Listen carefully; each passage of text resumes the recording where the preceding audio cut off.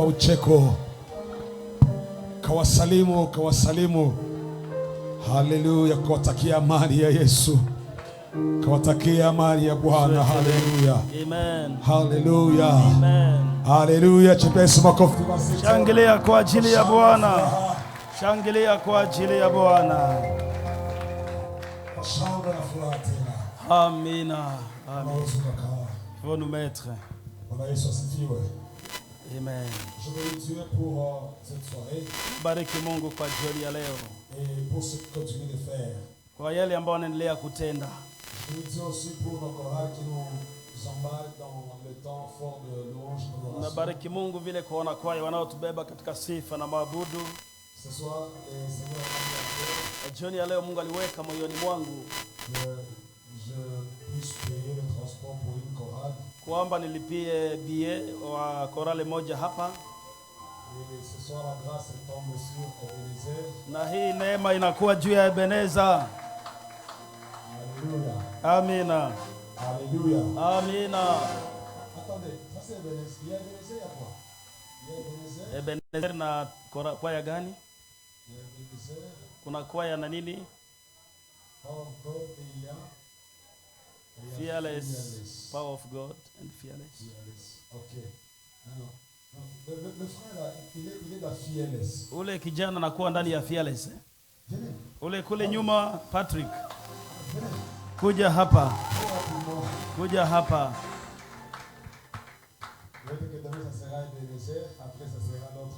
Baada itakuwa watu wengine hapa. Je bénis le Seigneur pour ce qu'ils sont en train de faire ensemble. Et j'aimerais les payer les transports.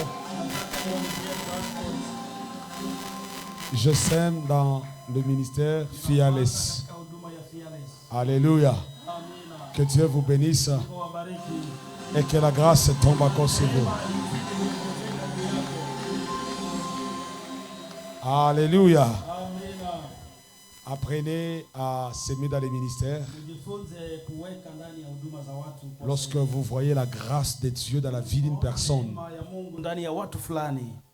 sachez comment vous connecter à cette grâce. Alléluia. Amen. Quand vous voyez la grâce, ne la combattez pas. Mais quand vous voyez la grâce, accrochez-vous à cette grâce.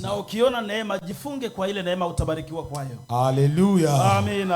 Que Dieu bénisse le ministère Fearless et le ministère Ebenezer. Je sais que je vais aussi venir chez Ebenezer.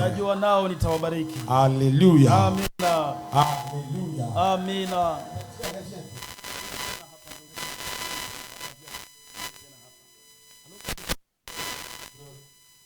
De t'appeler. Je vis ce qu'on appelle l'esprit de diversion. Naona roho ya kupitisha vitu pembeni. Ah oui. Il y a beaucoup de grâce. Kuna neema nyingi que l'Éternel a mis devant toi. Ambayo Bwana ameweka juu yako. Mais que très souvent, lakini nyingi, lorsque Dieu veut te bénir, Mungu anapotaka kubariki, je te vois souvent, tu ne te trouves pas à la place. Mara na kuona hauonekani kwa ile nafasi. Et tu es en train de, et tu rates plusieurs bénédictions. Na unapoteza baraka nyingi. C'est ça. Ni vile comme ça. Ah. Vile. Quand j'ai vu cela. Nilipoona ile. Et quand nous sommes dans ce séminaire. Na wakati tuko ndani ya hiyo seminar. Le Seigneur va enlever cet esprit loin de toi au nom de Jésus-Christ.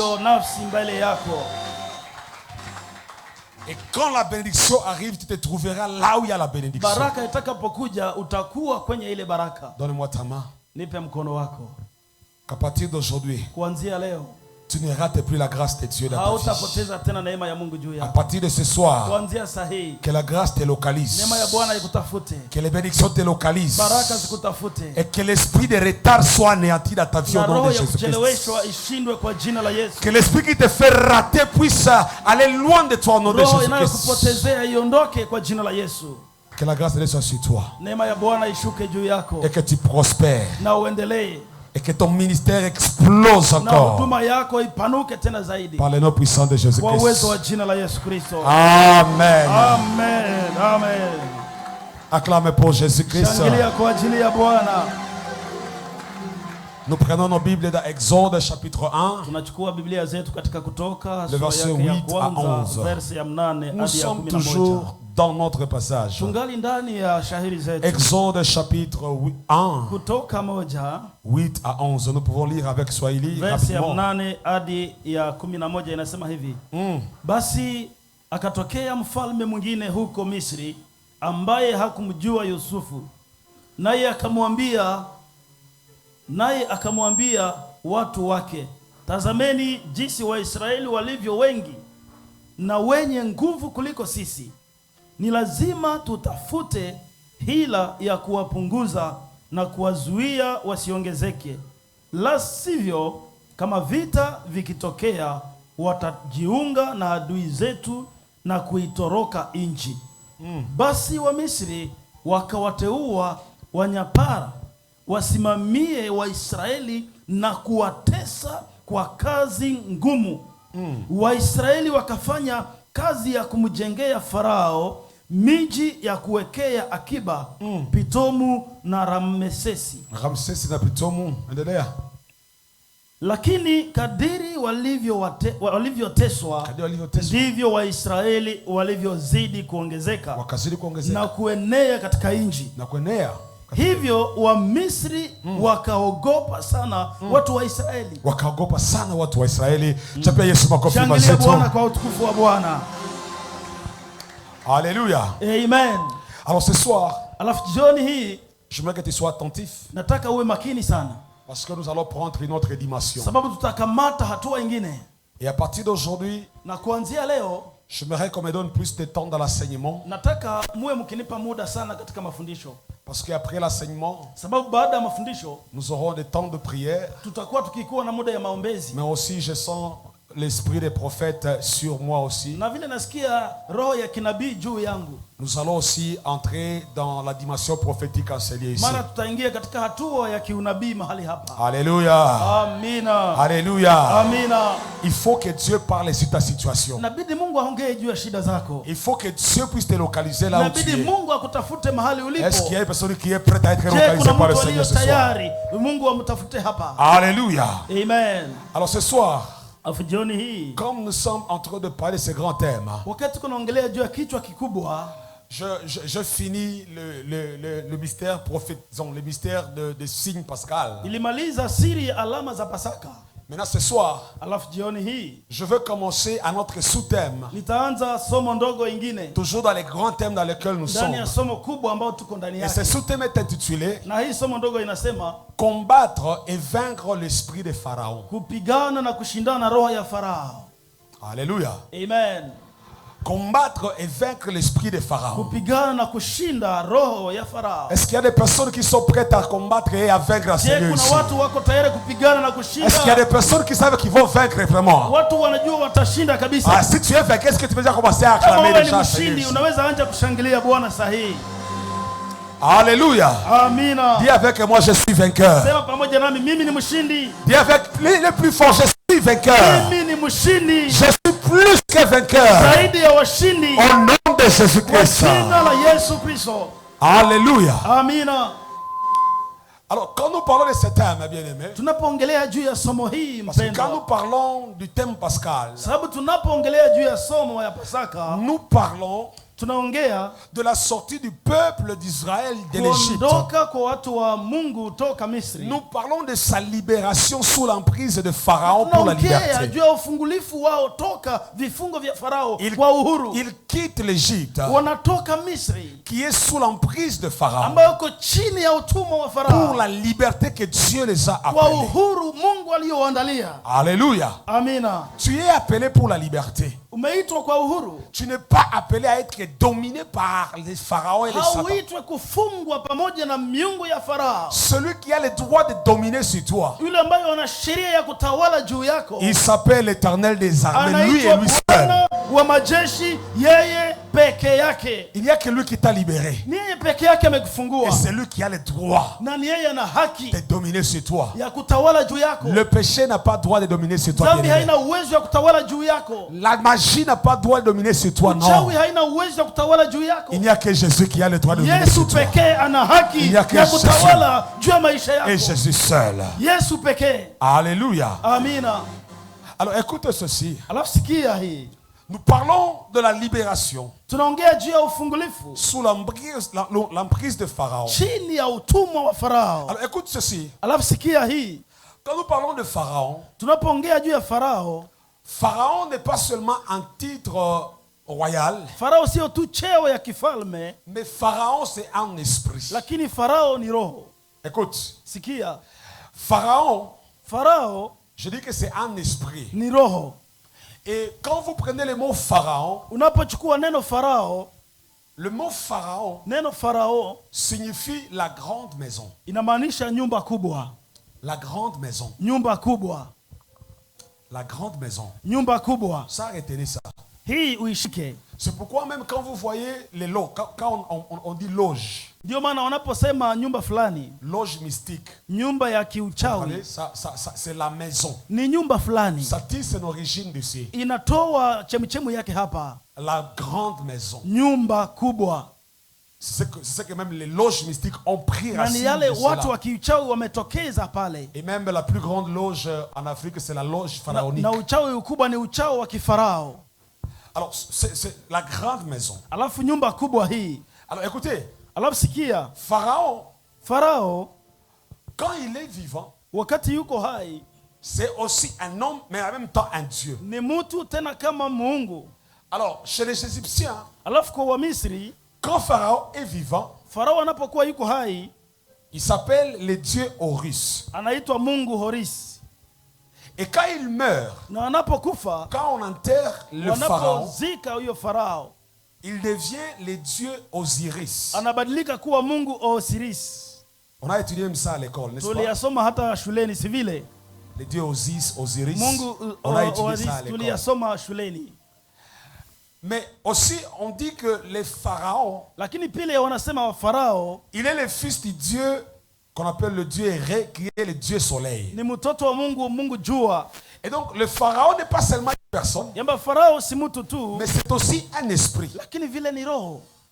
Est-ce qu'on est ensemble? Je tuko pamoja. C'est pourquoi ndio maana nous sommes en train de parler de ces choses ici. Tuko tunaongelea vitu hivi. Parce que si c'est un esprit, sababu kama ni roho, écoutez, l'esprit ne meurt pas. Sikia, roho haife. L'esprit ne meurt pas. Roho haikufake. Il est toujours actif. Iko tayari kwa kazi. Bien-aimé. Ndugu mpendwa. Donc quand nous sommes en train de parler de la libération, tunapokuwa tukiongelea juu ya ufungulifu, du peuple de Dieu, ya watoto wa Mungu, de l'emprise de Pharaon, kwa kifungo ya Farao, non seulement Israël était libéré physiquement, mais Israël était aussi libéré spirituellement. Yani Waisraeli hawakufunguliwa kimwili tu, ila walifunguliwa pia kiroho. Parce que si Pharaon c'est un Dieu, et quand Israël quitte Pharaon, c'est que Israël a aussi quitté l'emprise de ce Dieu Pharaon. Kwamba Waisraeli walipoachana na ule Mungu, ni kusema vile wametoka katika utumwa wa ule Mungu Farao. Toi aussi ce soir tu dois quitter sous l'emprise de n'importe quel fétiche, quel Dieu.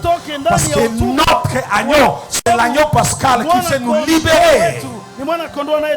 Alléluia. Amina. Alléluia. Amina. Alors je vais nous donner quelques caractéristiques et le mode opératoire de cet esprit.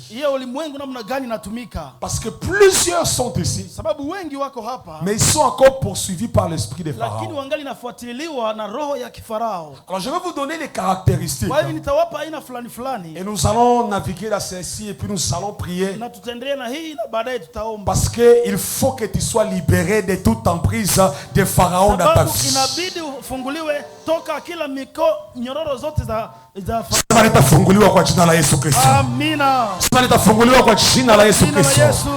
Bwana Yesu asifiwe. Amina. Alors aujourd'hui nous voyons la première caractéristique. Leo tutaona aina ya kwanza et le mode opératoire de cet esprit de Pharaon. Ndani ya kazi namna gani natumika roho ya kifarao. Notez ceci.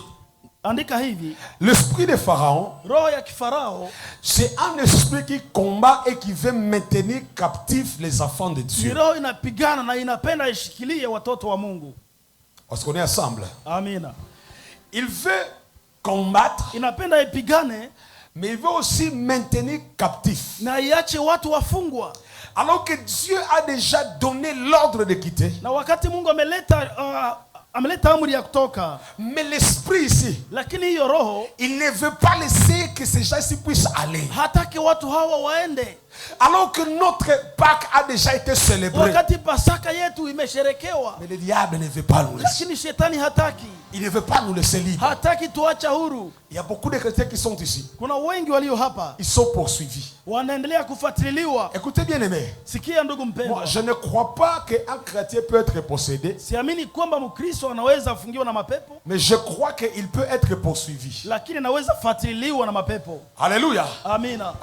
La possession, si tu cherches des démons, à moi je n'en ai pas. Ukitafuta mapepo kwangu hayako. Parce que à moi c'est le Saint-Esprit qui demeure. Sababu kwangu ni Roho Mtakatifu anayekaa. Toi aussi si tu as déjà crié à Jésus-Christ. Na wewe kama umeamini Yesu Kristo. Tu es le temple du Saint-Esprit. Wewe ni hekalu la Roho Mtakatifu. Est-ce qu'il y a le temple du Saint-Esprit à cette kuna hekalu la Roho Mtakatifu hapa? Amina. Alléluia. Amina. Mais seulement lakini tu peux être poursuivi. Unaweza fuatiliwa. Pourquoi? Kwa nini? Je vais vous donner pourquoi est-ce que le diable vous combat. Nitawaambia kwa nini shetani anawapiganisha. Pourquoi est-ce que le diable combat? Kwa nini shetani anapiganisha? Pourquoi est-ce que Pharaon a poursuivi Israël? Kwa nini Farao anaendelea kufuatilia watoto wa Israeli? Première raison. Maana ya kwanza. Première raison. Ya kwanza. Écoutez.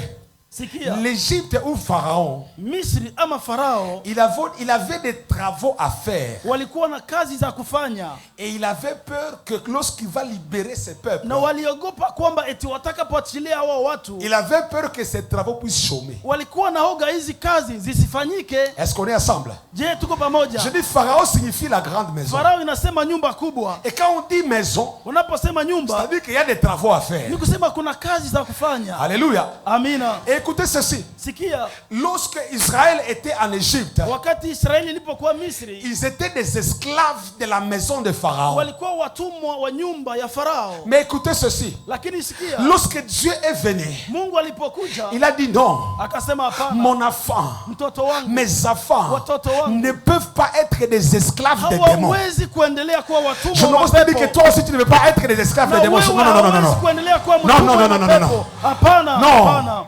Bien aimé.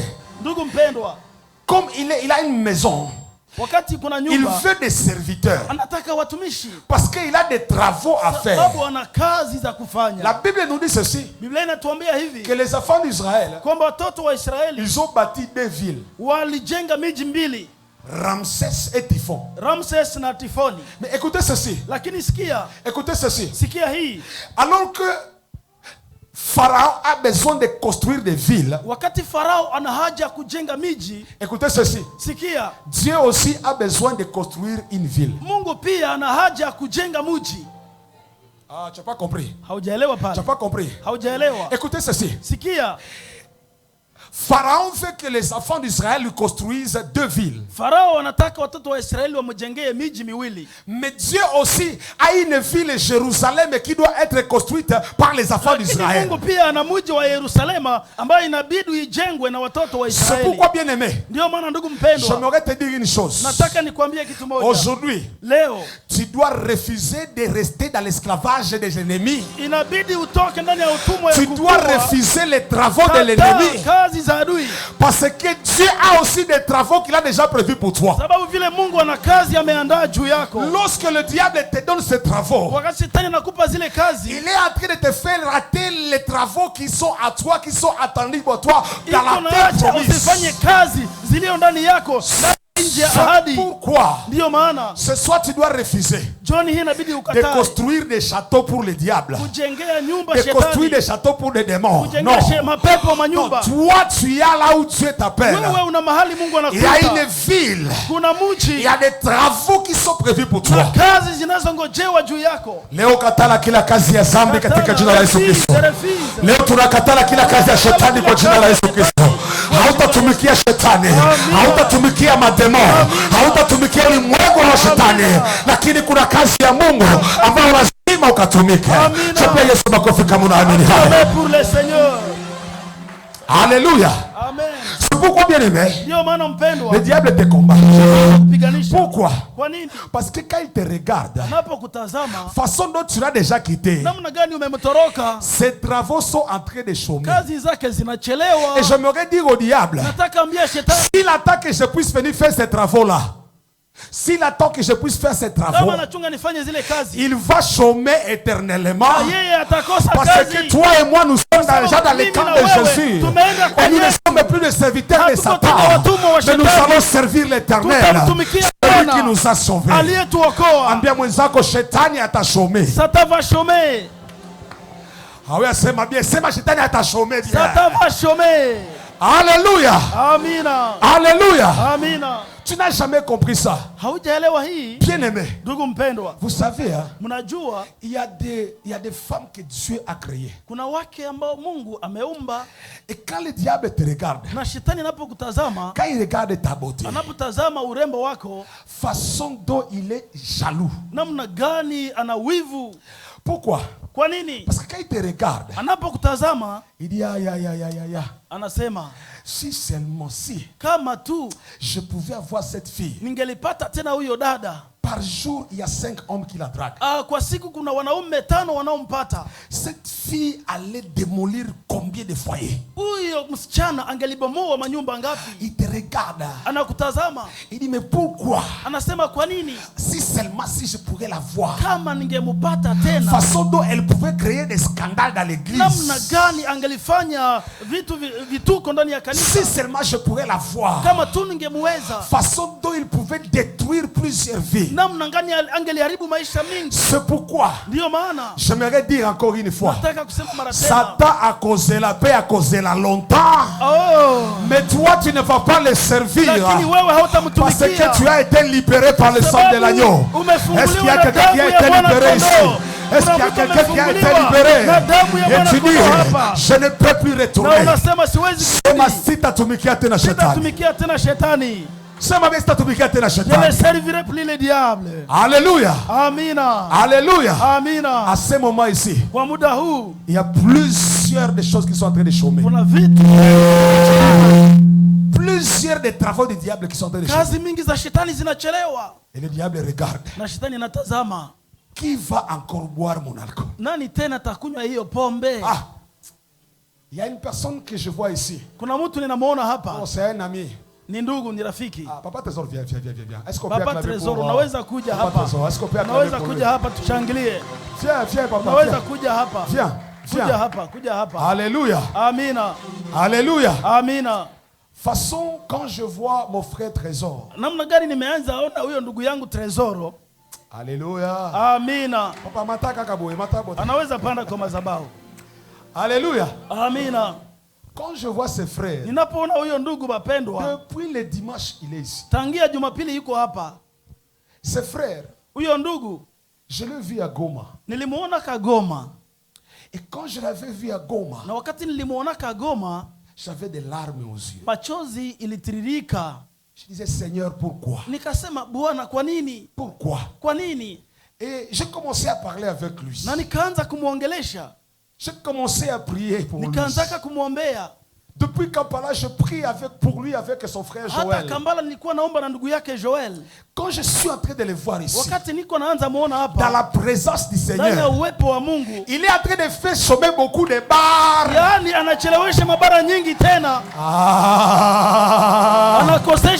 Les bars vont chômer au nom de Jésus-Christ.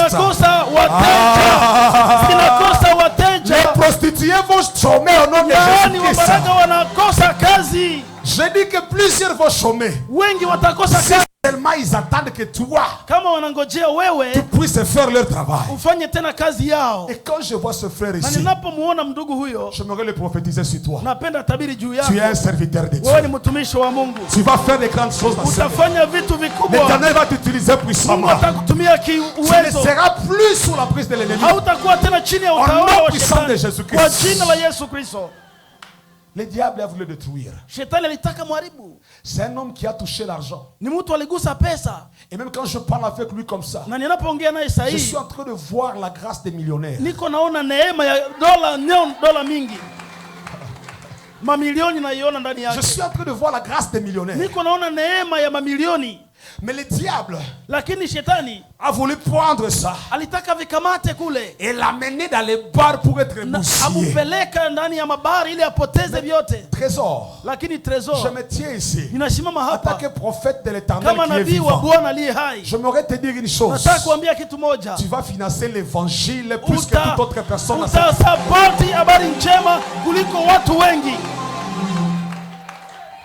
La grâce que Dieu a mise à toi neema ambayo Mungu ameweka juu yako et ce que le diable voulait détruire, na ambayo shetani alitaka haribu, bien-aimé, ndugu mpendwa, à partir de ce temps ici, kuanzia muda huu, attache-toi à Dieu. Jifunge kwa Mungu. Attache-toi à Dieu. Jifunge na Mungu. Et marche avec ce Dieu-là. Na huyo Mungu. Je vois en toi une grâce financière. Ninaona neema ya kifedha ndani yako. Et tu vas travailler pour le Seigneur. Na utatumikia Mungu. Tu vas soutenir l'œuvre de l'Éternel. Utasaidia kazi ya Mungu na pesa. Et tu vas aussi évangéliser. Na utahubiri pia. Par la puissance du Saint-Esprit. Kwa nguvu za Roho Mtakatifu. Que tout esprit qui te poursuivait. Kila roho iliyokufuatilia. L'esprit de l'alcool. Roho ya pombe. Je le brise à ce moment ici. Na iharibu tangu sasa kwa jina la Yesu. Toi, tu n'es plus serviteur de Satan.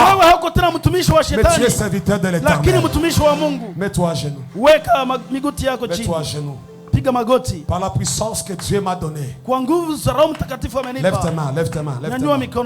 Par la puissance que Dieu m'a donnée. Et en vertu de la puissance du Saint-Esprit qui m'accompagne, je déclare à ce moment ici. Et je brise tout lien. Je brise toute puissance qui te retient captif.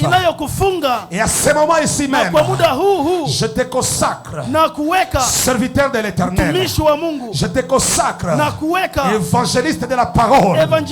Par la puissance du Saint-Esprit. Le diable t'a raté. Et il t'a raté éternellement. Au nom puissant de Jésus-Christ. Va et sers l'Éternel. Va et sers l'Éternel. Par le nom puissant de Jésus-Christ. Acclame pour la grâce. Acclame pour la gloire de Dieu. Acclame pour la gloire de Dieu.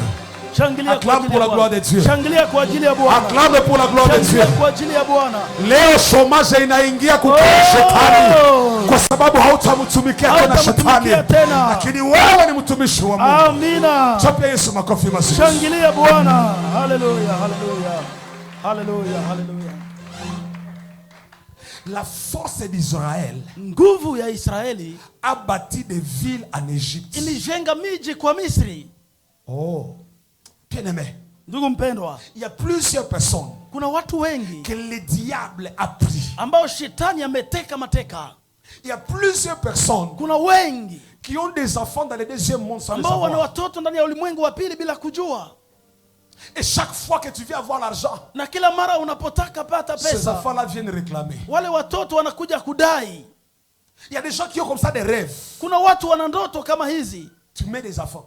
Unazaa watoto. Des enfants. Watoto. Des enfants de démons. Watoto wa mapepo. Des enfants de maris de nuit. Watoto wa waume wa usiku. Et qui sont là.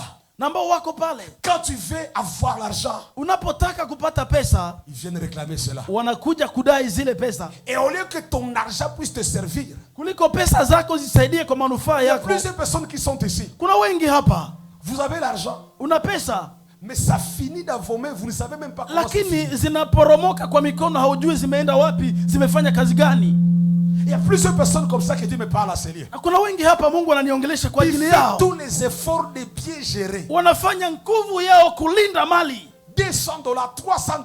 200, 300. Mais façon zinaisha. Lakini njia zinakwenda. Tu ne peux pas expliquer cela. Hauwezi kuyafasiria. Parce que quelque part il y a des réclamations. Kwa sababu mahali fulani kuna vitu vinavyodai. Je te vois, tu as même l'intention de venir bâtir la maison de Dieu à ce lieu. Una hata haja kukuja kusaidia kazi ya Mungu hapa. Mais à cause de réclamations. Lakini kwa ajili ya kukudai. Ça part dans le monde des ténèbres. Vinaenda katika ulimwengu wa giza. À partir de ce soir. Kuanzia jioni hii. J'aimerais déclarer sur tes finances maintenant. Que plus jamais ces choses. Quand ton argent servira l'Éternel, ton argent servira Dieu. Ça ne va plus bâtir le royaume du monde des ténèbres, mais ça va bâtir le royaume de Dieu. Acclame si tu le reçois. Acclame si tu reçois cela. Amen. Ah, quelqu'un avait écrit sur son statut, je disais. Na Mungu aliandika kwa simu yake akisema, Mungu tubariki tukutumikie. Dieu bénis-nous afin de te servir. Est-ce qu'il y a quelqu'un comme ça qui a ces désirs-là comme ça? Je kuna mtu anaweza kuwa na haja hii. Mungu leta dolari. Amen de dollars. Biko wapi wale watu wewe? Mungu leta dolari nikutumikie. Amen la. Biko wapi ni waone. Mungu leta mamilioni niko. Je suis pas. Mungu leta milioni hapa utaona. Mungu leta utaona utakutendea kwa hii kanisa. Nous allons te servir dans cette église. Pokea kwa jina la Yesu Kristo. Pokea kwa jina la Yesu Kristo. Pokea kwa jina la Yesu Kristo. Pokea kwa jina la Yesu Kristo. Cette grâce financière. Alléluia. Amina. Alléluia. Amina. Refuse de travailler pour le diable. Kataa kumtumikia shetani. Bien-aimé. Ndugu mpendwa. Bien-aimé. Ndugu mpendwa. Quand tu es sous l'emprise de l'ennemi, wakati uko chini ya utawala wa shetani, il t'utilise. Anakutumia. Ma vie, maisha yangu, je suis né, nimezaliwa, naturellement je parle bien. Kimaumbile naongea mzuri. Alors, alléluia. Alors, je suis aussi juriste de formation. Je suis juriste de formation. Na anakuwa mwanasheria ameyasomea. Alléluia. Amina. J'ai fait le latin philo. Na alifanya latin philo. Donc, je parle. Anaongea. Donc, même au tribunal, je suis parmi les avocats éloquents. Hata kwa mahakama iko miongoni mwa hakimu ambao wanaongea. Depuis que je suis petit enfant, quand il y a discours à l'école, c'est moi qui donne toujours. Na hata nilipokuwa shuleni kama kulikuwa maneno ya kuongea ni mimi walipatia. Donc, convaincre, je convainc facilement. Yani kushawishi na shawishi. Alléluia. Amina. Alléluia. Amina. Alors le diable avait déjà vu cela. Alafu shetani alitambuaka ile ndani yangu zamani. Et dans le péché, na ndani ya dhambi, ma facilité de parler, de convaincre, urahisi wa kuongea kushawishi watu, le diable a commencé à l'utiliser. Shetani alianza kuyatumia. Bien-aimé, ndugu mpendwa, je pouvais faire comme ça. Angeweza kufanya hivi tu. Je drague 14 filles par jour. Wanawake 14 wataitika kwa urahisi. Et toutes seront na wao wataanguka chini. 14 comme ça facilement. 14 tu wataanguka. Parler seulement. Kwa ajili ya maongezi tu. Bien-aimé, écoute ceci. Ndugu mpendwa, sikia. Alors que le diable na shetani anapo prenait ce que Dieu a mis en moi, alipochukua ile Mungu aliweka ndani mwangu, afin de convaincre des filles et de les amener dans le péché.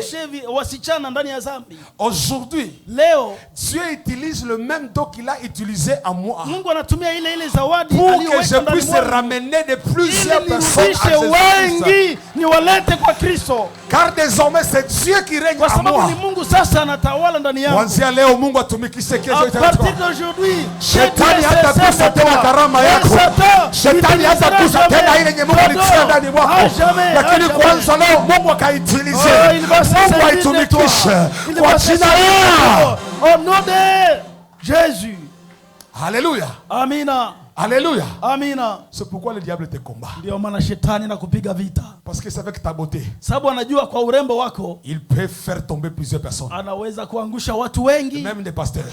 Hata watumishi fulani fulani. Il sait que avec ton argent, anajua kwa pesa yako, si tu viens seulement à l'église, ukifika tu kanisani, on va construire ici directement. Tutajenga hapa kwa urahisi. C'est pourquoi il te combat. Ndio maana nakupiganisha. Parce que il voit que tu le fais chômer. Anajua unamukosesha kazi. Tu le fais chômer. Unamukosesha kazi. Mais que le diable chôme éternellement. Na shetani akose kazi milele. Que le diable chôme akose kazi milele. Alléluia. Amina. S'il compte sur toi, kama anakuona wewe, s'il compte sur toi, kama anatia mafikiri kwako, alors qu'il chôme pour toujours. Alafu akose kazi milele. Ambia shetani umekosa kazi kwangu kwa jina la Yesu. Umekosa kazi kwangu milele. Sema shetani umekosa kazi. Umerate.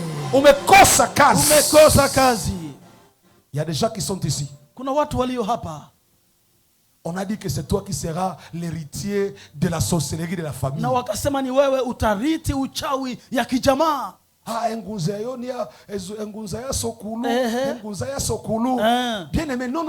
Non, hapana. Toi, ce n'est pas l'engunza ya sokulu. Wewe sio kale ya kasokulu, hapana. Mais toi, c'est l'héritage du Saint-Esprit qui nous a été promis. Wa Roho Mtakatifu ambayo imetuahidiwa. Ce n'est pas à toi de porter la sorcellerie. Toi, c'est l'onction que tu vas porter. Parce que toi, tu es l'héritier de l'onction du Saint-Esprit. Haiko wewe ndio utabeba uchawi kwa sababu wewe ni murithi wa upako ambaye Mungu ameachilia. Refuse les œuvres du diable. Kataa vya shetani.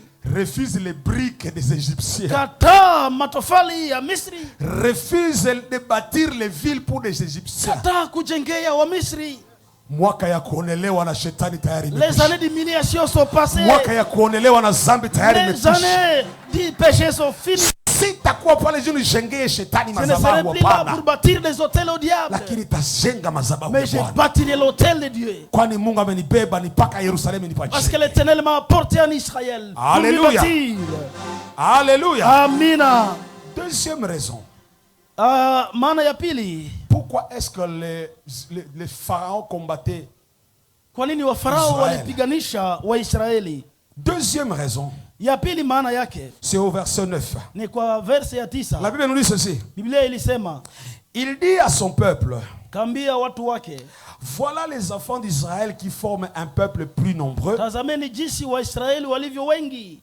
Et plus puissants que nous. Na wenye nguvu kuliko sisi. Et plus puissants que nous. Wenye nguvu kuliko sisi. La deuxième raison. Maana ya pili pour laquelle le diable te combat, ambayo inaacha shetani akupiganishe, c'est parce que il voit la puissance en toi. Anaona kuna nguvu, uwezo juu yako.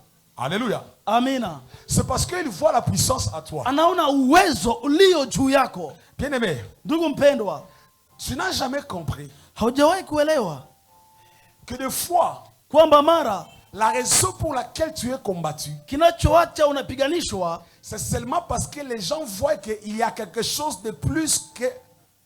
Il y a des choses en toi qui sont beaucoup plus grandes que chez eux. Ni kwa sababu wanaona kuna vitu vikubwa vikubwa kuliko vile wanavyo. Tu n'as pas encore compris ça. Haujaelewa hii. La raison pour laquelle tu es combattu, kinachoacha unapigwa vita, c'est parce que ni kwa sababu l'ennemi voit adui anatazama que ces gens ici, kwamba watu hawa, Pharaon a vu Israël. Farao aliona Israeli. À l'époque, kwa ile muda, à l'époque, kwa muda ule, ce que j'aime, c'est que l'Égypte était la puissance mondiale. Misri ilikuwa ya kwanza kinguvu. C'était comme les États-Unis d'aujourd'hui. Ni kama Marekani leo. Mais écoutez ceci. Lakini sikia. Lorsque Pharaon a regardé Israël, Farao alipotazama Israeli, alors que Israël était un peuple qui était en Égypte, na Israeli ilikuwa taifa ambayo inakaa Misri, Pharaon dit ceci, Farao akasema que les enfants d'Israël, watoto wa Israeli, ils sont en train de s'accroître, wanaanza kukomaa, kuongezeka, et ils sont plus puissants que nous. Écoutez ceci. Israël n'avait pas d'armes. Il ne savait même pas manipuler les armes. Israël n'avait pas de chars ou de chevaux. Mafaras. Israël, quand ils sont sortis, ils n'avaient pas de chevaux pour monter. Ils étaient partis à pied. Mais la Bible me dit ceci, que les chars de Pharaon les avaient poursuivis. Mais écoutez ceci. Il y a quelqu'un qui est sur les chars et quelqu'un qui est à pied. Mais celui qui est sur les chars, il dit à celui qui est à pied que celui qui est à pied est plus puissant que lui. Je n'ai pas encore...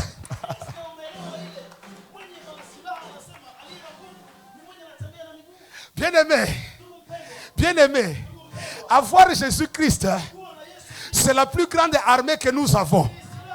C'est la plus grande force que nous avons. C'est la plus grande grâce que nous avons. C'est pourquoi, bien-aimé, il y a des gens qui roulent carrosse. Il a une Jeep. Toi, tu n'as pas la Jeep. Et pourtant, celui qui a la Jeep, il te combat, toi qui n'as rien. Tu n'as jamais compris. Celui qui est comme le patron de la famille, celui qui a plus de parcelles dans la famille, celui qui a plus de véhicules dans la famille, celui qui a la grande boutique dans la famille. Mais quand toi tu te présentes devant lui, il manque la paix. Il manque la paix. Toi tu es venu à pied, lui il est venu en voiture. Mais quand vous arrivez comme ça, il n'a pas la paix. Il commence à parler de toi. Toi qui es à pied, lui qui est en voiture. Pourquoi?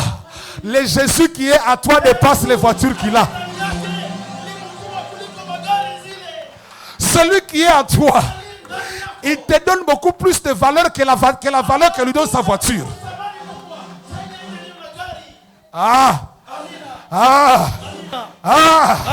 Dis que je suis plus que vainqueur. Niko zaidi ya mshindi. Ndani ya Yesu. Niko zaidi ya washindi. Chapia Yesu makofi, washindi wa Yesu. Washindi wa Yesu. Acclamez pour le Seigneur. Bien-aimés, nous autres, notre valeur ne dépend pas des chars. Notre valeur ne dépend pas des armes. Notre valeur dépend de la présence de Dieu dans nos vies. C'est pourquoi tunatisha na hatuna kitu. Tunasemwa na hakuna kitu. Tunasengenywa na bado hatuyapata ile tuko tarajia. Amina. Kwa nini hiyo yote? Kwa sababu kunayo mafuta ya Yesu Kristo ambayo kunang'aa. Kunayo mafuta ambayo yanakulisengenya. Mafuta. Acha mafuta ingae tena. Acha mafuta iendelee. Acha mafuta Yesu endelee. Chapia Yesu makofi mazito. Pour le Seigneur. Bien-aimé. Ndugu mpendwa. Bien-aimé, on ne parle pas de l'inférieur que soi. Tu n'as pas compris? Kama mtu ni mdogo, habamuongele yake. Ndio. Bakianza kukuongelea ni kwa sababu tayari bashaona gisi na wewe ushakuwa munivo moya hivi ya wakubwa wenye Hallelujah. Hallelujah. Hallelujah. Acha nikwambie. Laisse-moi te dire. Ni neema kusemwa. C'est une grâce d'être calomnié. Ukisikia biko nakutaya. Si vous écoutez qu'on parle de toi. Shangilia tu Bwana. Acclamez pour le Seigneur. Shangilia Yesu. Acclamez pour le Seigneur. Shangilia Yesu. Acclamez pour le Seigneur. Bien-aimé. Ndugu mpendwa. Unajua kuko wengine maniveau. Vous savez qu'il y a d'autres niveaux. Yenye sasa unakuwa mkubwa. Lorsque tu es élevé. Hausemake tena. Vous ne parlez plus. Mais il faut unakuwa na porte-parole parce que ushakuwa mniveau mwa hivi. Porte-parole parce que vous êtes élevé. Amen. Sasa ushakuwa autorité morale. Lorsque vous êtes l'autorité morale. Hauongeake mingi. Vous ne parlez plus beaucoup. Unakuwa kana porte-parole. Il y a des porte-parole. Jomana. C'est pourquoi. Ukiona Mungu anakutumia porte-parole, anza shukuru Mungu kwa sababu tayari amekupandisha viwango na haiko tena watu unasema, lakini kuna wale watu wanaosema mais ceux qui parlent contre toi. Amen. Bwana Yesu asifiwe. Amen. Bwana Yesu asifiwe. Amen. Unajua hii dunia ya leo, vous savez que ce monde actuel, kila mtu iko natafuta asemewe. Chacun cherche à être parlé. Bwana, hii kila mtu anapenda hata basi mumposte hata kumposte. Mais wewe unapata mtu mwenye haukulipa kitu. Tu ne l'as pas payé. Haukumuzia mega. Tu ne lui as pas fait de mega. Haukumupatia hata kitu yoyote. Rien que tu lui as donné. Unajua ukienda ku radio. Vous savez si vous allez à la radio. Mbele wewe kule communiquer. Avant d'apporter votre communiqué. Wanalipiaka communiquer. Il y a des frais à payer. Mais wewe Mungu anakutumia ba journaliste wenye baobaki ataza communiquer ma radio gratuite. Hallelujah. Hallelujah. Acha maradio kapisi kuongelee zitembeze habari zako. Wala ni maradio kapitu. Wenye Mungu anatia pale. Kwa sababu tayari neema ya Mungu imekuonekania. Kunaye Mungu anayekaa ndani mwako. Chapia Yesu makofi kama unaamini. Acclamez pour le Seigneur. Hallelujah. Bwana Yesu asifiwe. Que le Seigneur soit loué. Bwana Yesu asifiwe. Que le Seigneur soit loué. Bien-aimé. Anapiganisha kwa sababu tayari ameona kama hii taifa limekuwa kubwa. Anakupiganisha kwa sababu ameona kama ndani mwako kunao ukubwa, kunao nguvu ambayo yeye katika Misri yeye hana. Sio maana anakupiganisha. Jiulize. Demande toi-même. Saa uko pale. Quand tu n'es pas là. Wanakuwa na courage ya kusema. Ils ont le courage de te parler. Mais ça unafika. Mais lorsque tu es présent. Anaangalia chini. Il regarde par terre. Hey. Saa huko. Quand vous n'y êtes pas. Anaongea. Il parle. Mais ukifika. Mais à votre arrivée. Ananyamaza. Il se taise. Ni kusema. Ça veut dire. Saa ulifika pale. Vous êtes arrivé là-bas. Unakuwa na una charisme. Vous avez charisme. Mungu ashakupatia utukufu. Dieu t'a donné l'onction. Anakupatia charisme. L'onction. Yenye inanyamazisha paka na adui yako kwenye. Ton ennemi à ta présence. Ça fait taire ton ennemi à ta présence. Shukuru tu Mungu. Remercie Dieu. Shukuru Mungu. Remercie Dieu. Shukuru tu Mungu. Remercie seulement Dieu. Alléluia. Amen. Ukifika anaongea seke pale biko bien. Quand vous arrivez, il continue à parler, c'est que c'est bon. Mais ukifika na nyamaza. Si vous arrivez qu'il se taise. Bariki tu Mungu. Bénis l'Éternel. Bariki Mungu. Bénis l'Éternel. Na kusema Mungu asante. Et dire merci à Dieu. Tayari parce que maintenant kunayo nguvu il y a la puissance ambazo zimeonekana ndani mwangu, ambazo haziko ndani ya Egypte, haziko ndani ya Misri, lakini Mungu amenipatia hizo nguvu. Chape Yesu makofi mazito. Chape Yesu makofi mazito. Seigneur. Amen. Bien-aimé, je dis encore que la raison pour laquelle le diable te combat, c'est parce qu'il voit une puissance en toi. La Bible me dit ceci, que vous recevrez le Saint-Esprit. Vous recevez le Saint-Esprit. Vous recevrez une puissance. Le Saint-Esprit survenant sur vous, vous serez mes témoins. Vous recevrez une puissance. Maintenant, laisse-moi te dire. Laisse-moi te dire. Et te révéler une chose. Ce soir, je vais enseigner. Bien-aimé, je te dis pourquoi le diable te combat. C'est parce que il voit une puissance à toi. La puissance du Saint-Esprit. My God. Maintenant, écoute ceci. Écoute ceci. Le diable, quand il vient chez toi, il vient pour tenter. Anakuja kujaribu. Il s'appelle les tentateurs. Anaitwa mujaribu. Mais écoute ceci. Sikia. Quand Dieu vient dans ta vie, na Mungu anapokuja maishani mwako, lui il vient pour agir. Yeye anakuja ili atende.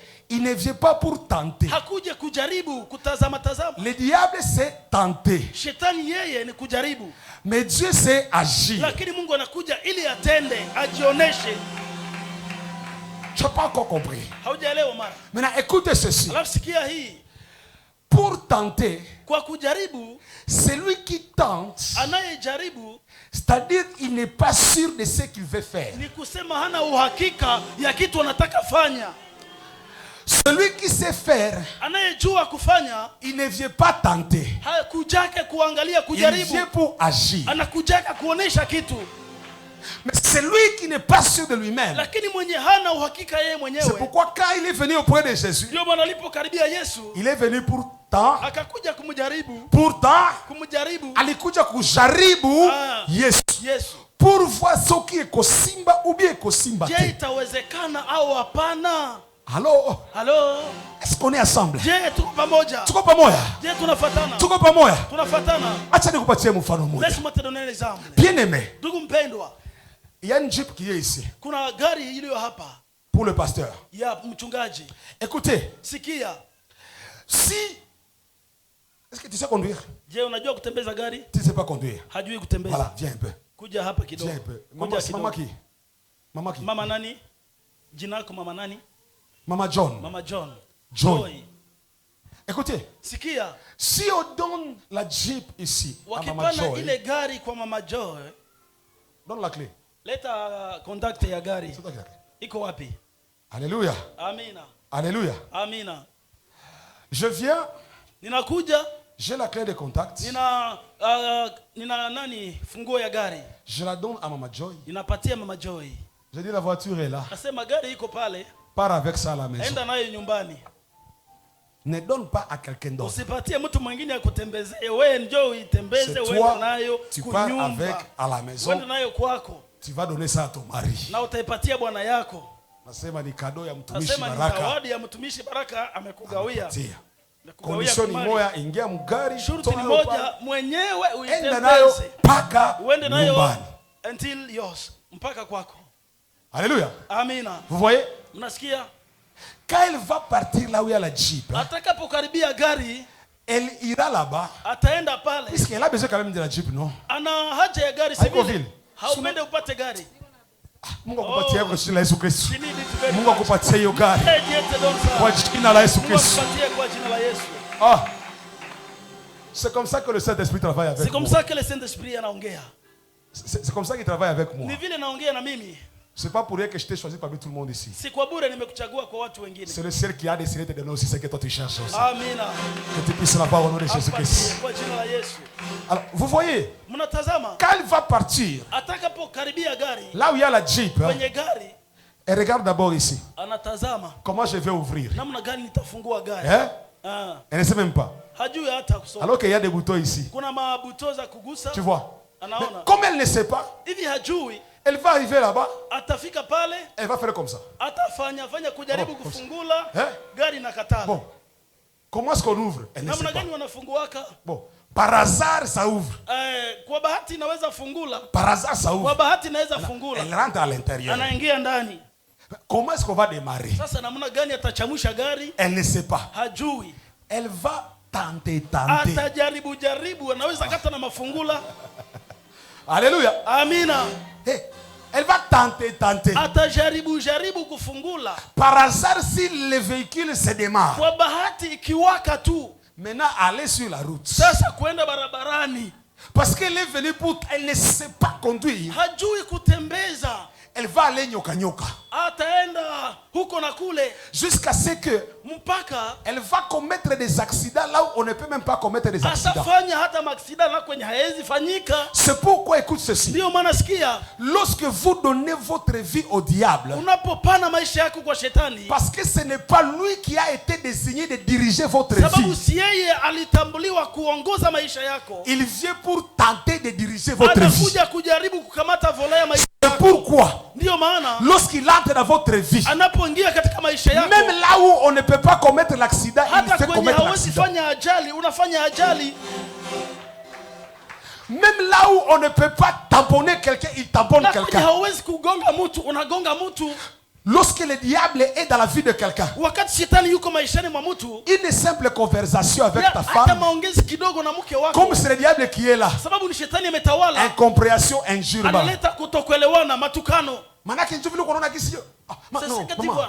Si asema vile niko nasema ungetenga meza unakuwa nanipikia saa unatia bugali, mimi napendaka vile na vya kutafuna na viko pembeni. Manake nataka nikompare na wengine, sasa sisi kupiga. No, si asema hauji kupiga, mimi nakwambia mimi napendaka aliye kama jo vile. Manake kwanza leo ukwenda kulia kubale watu ça devient compliqué parce que c'est le diable qui a train de diriger. Atagonga na watu kwenye hawezi kuongea. Mais lorsque Dieu entre, moi qui sais conduire, je le permis de conduire. Quand je suis auprès de la voiture, je ne vais pas pour tenter, je viens directement à partir de loin ici. Je sais qu'on peut déjà ouvrir la porte quand on est encore ici. Je viens seulement comme ça. Je n'ai même pas besoin d'arriver là où il y a la voiture. Je fais seulement comme ça. Et déjà les portes s'ouvrent. Parce que c'est moi qui sais comment la chose fonctionne. C'est Dieu là qui vient dans ta vie aussi. Il ne veut pas pour tenter, il vient pour faire les choses. Donne ta vie à Jésus bien-aimé. C'est lui qui sait comment ça fonctionne. C'est lui qui sait comment il t'a créé. Quand il vient dans ta vie, il ne vient pas essayer. Il vient avec précision. Il vient pour ouvrir. Il vient pour t'amener. Donne-lui le volant. C'est lui qui sait comment ça marche. Bien-aimé, celui qui sait conduire, il entre dans la Jeep et ça va directement. Ça commence à aller. Inaenda. Il peut t'arriver que tu arrives sur la route. Quand tu es sur le volant, tu as un autre réflexe. Vous savez, quand vous êtes avec quelqu'un, celui qui est au volant, toi tu peux dire que là on ne veut pas passer. C'est très minime. Ça ne va pas passer ici. Mais celui qui est au volant, il maîtrise déjà la route. Il sait que ici, pine itapita kwa tutavuka. Et nous allons traverser. Même quand c'est compliqué, celui qui a le volant et celui qui sait diriger, il te fera traverser là où tu pensais que ça ne peut pas aller. Mais parce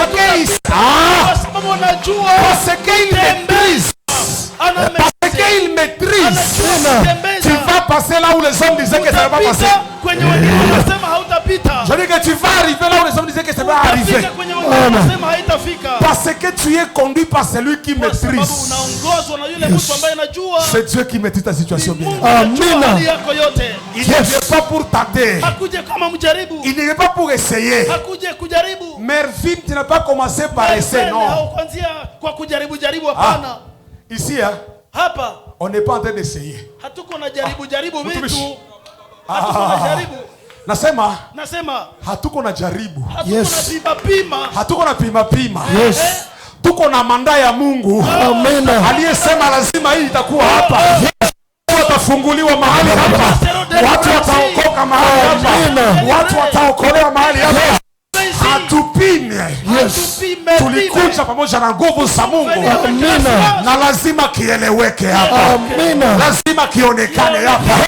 Kwa sababu ni Mungu yeye mzima aliyeamuru tukaanze mahali hapa. Yes. Sasa Yesu makofi mazuri. Pour le Seigneur. Yes. Alléluia. Amen. On n'essaie pas avec Dieu. On agit avec Dieu. Yes. On agit directement. Amen. C'est pourquoi je disais,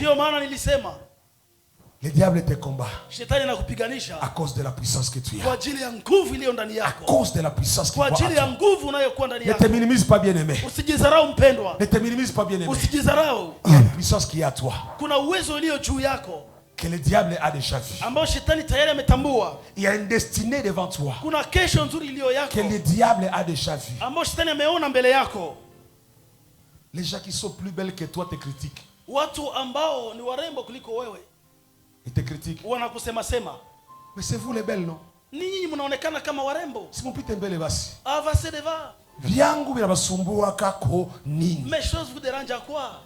Nyie muko na mingi. Vous en avez beaucoup? Mie niko na kidogo yangu pamoja na Yesu. J'en ai que peu avec mon Dieu.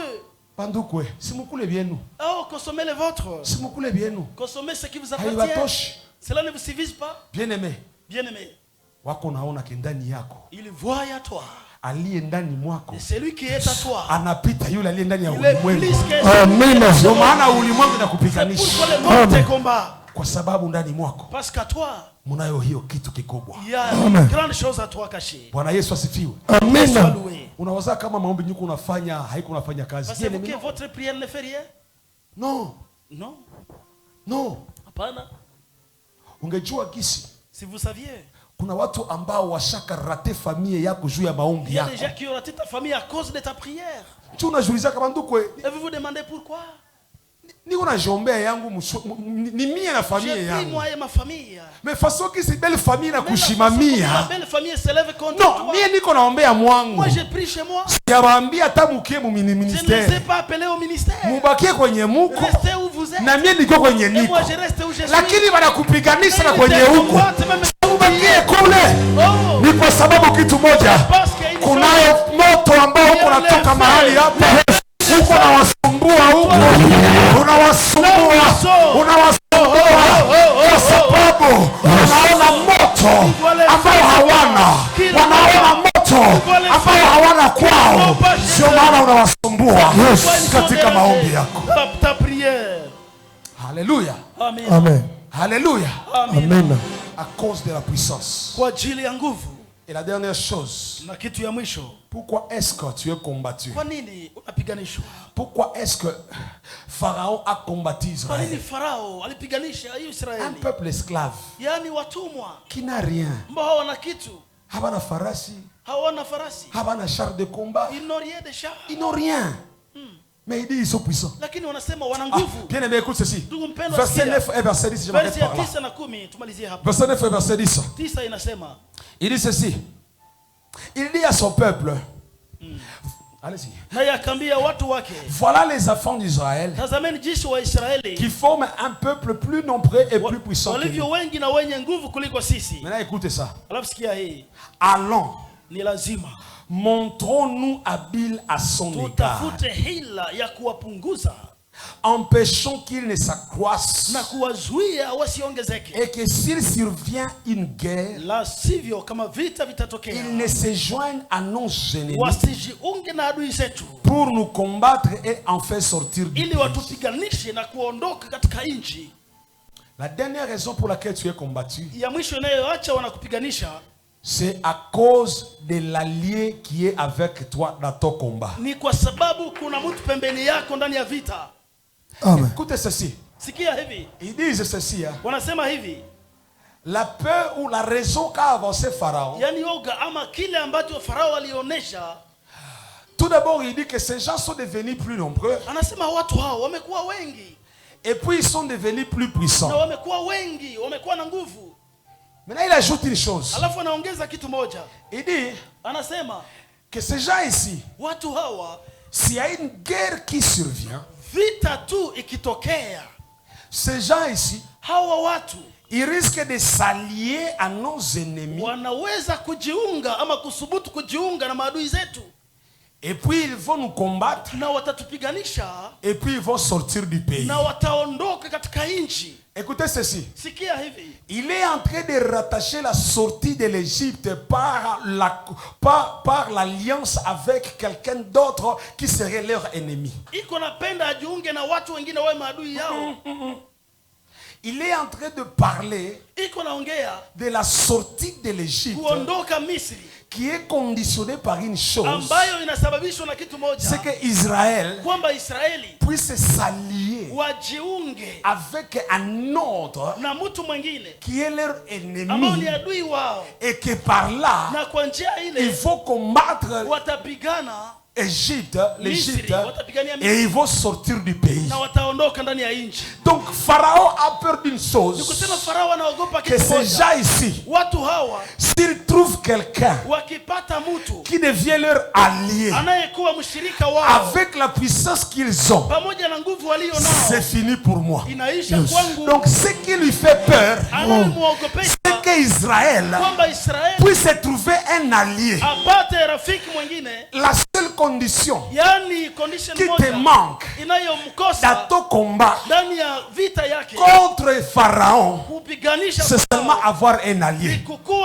Si tu as un allié, tu vas sortir. Maintenant écoute ceci. Alors que Pharaon attendait un allié physique, Israël avait un allié spirituel qui était son Dieu. Alléluia. Amen. C'est pourquoi quand Israël s'est rallié à son Dieu, il est devenu 3 fois, 4 fois, 5 fois plus fort. Parce que maintenant il a un allié et non pas n'importe quel allié. Alors que Pharaon attendait une armée terrestre,